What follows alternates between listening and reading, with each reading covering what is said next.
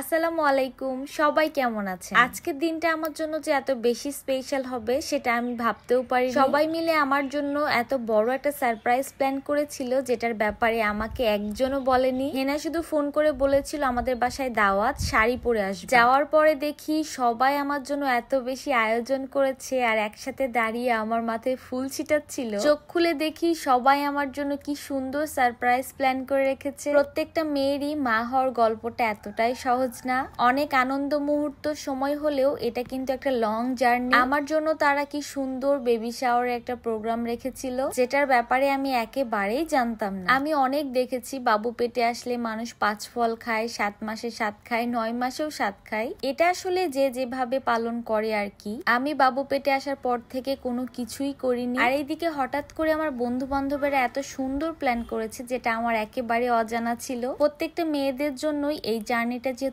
অনেক বেশি স্পেশাল, এই কষ্টের জার্নিতে সবাই চেষ্টা করে যেন মা এবং সন্তান দুটোই ভালো থাকে। তোমরা সবাই মিলে সেটাই করেছো, আমি অনেক অনেক খুশি হয়েছি। হেনা আর মৃদুল মিলে অনেকদিন থেকে নাকি প্ল্যান করছিল যে তারা আমার বেবি শাওয়ার প্রোগ্রাম করবে। তোমাদের দুইজনকে মন থেকে দোয়া আর ভালোবাসা থাকবে। আমিও খুব তাড়াতাড়ি চাচিমণি হতে চাই, তোমাদের বাবু যেন খুব তাড়াতাড়ি চলে আসে। তোমাদের সবাইকে অনেক অনেক ধন্যবাদ আমার এই দিনটাকে এত বেশি স্পেশাল করার জন্য। আসলে ছোট ছোট মোমেন্ট গুলো আমাদের জীবনে একটা স্মৃতি হয়ে থেকে যায়। হেনা আর মৃদুলের বিয়ের পরে আমরা অনেক দিন পরে আবারও একসাথে হয়েছি। অর্ককে দেখছেন, ও সবসময় আমাদের কাজে হেল্প করে, এই ব্যাপারটা আসলে আমাদের অনেক ভালো লাগে। ওকে নিয়ে আমরা হাসাহাসি করছিলাম। আমার কিন্তু শুধুমাত্র এটাই বেবি শাওয়ার না, আমার ইচ্ছে ছিল যে আমি একটা ছোট্ট করে হলো বেবি শাওয়ারের প্রোগ্রাম করব। এটা যেহেতু শুধুমাত্র আমাদের জন্য একটা সারপ্রাইজ প্ল্যান ছিল, তাই ছোট্ট করে এখানেও করা হয়েছে। ইনশাল্লাহ আমাদের সামনে কয়েকদিন পরেই কিন্তু আমরা বেবি শাওয়ারের একটা প্রোগ্রাম করব। আমরা অনেক ভিডিও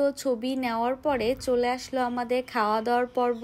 হেনা এত কষ্ট করে সারাদিন খেটে খুঁটে এত কিছু করেছে, আমি আসলে ভাবতেই পারছি না। আসলে বন্ধুত্বের মানেই হচ্ছে এটা, কে কখন কোনটাতে খুশি হয় সেই জিনিসটা আমরা চেষ্টা করি করার। আর এই যে সুন্দর কেকটা দেখছিলেন, কি সুন্দর কিউট একটা কেক। এই কেকটা এসেছিল বেক উইথ মোমো থেকে।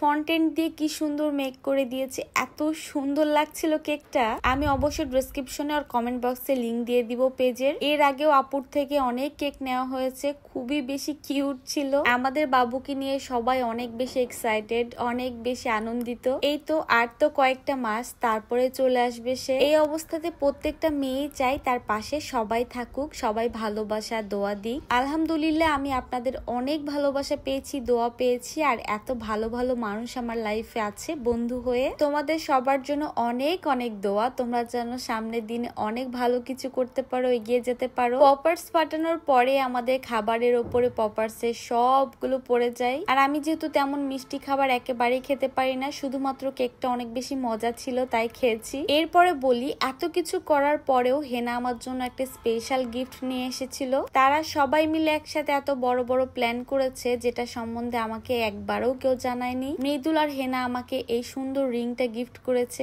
খুবই বেশি খুশি হয়েছে আমি সবকিছু মিলিয়ে। এন্ড লাস্টে আমাদের রাত্রেবেলায় খাওয়া দাওয়ার আগে আমি আর শাড়ি পরে থাকতে পারছিলাম না, তাই শাড়ি খুলে ফেলে তারপর ড্রেস পরেছি। এখানেও কিছু কম না, আমার জন্য অনেক খাবারের আয়োজন করা হয়েছিল, কারণ আমার স্পেশাল ডে বলে কথা। তো আজকের দিনটা আমার খুব ভালো গিয়েছে, আমি ভাবতেই পারিনি সন্ধ্যার পর এত বড় সারপ্রাইজ পাবো। তোমাদের সবাইকে অনেক অনেক থ্যাংক ইউ। আমার জন্য সবাই দোয়া করবেন। দেখা হবে নেক্সট ভিডিওতে। আল্লাহ হাফেজ।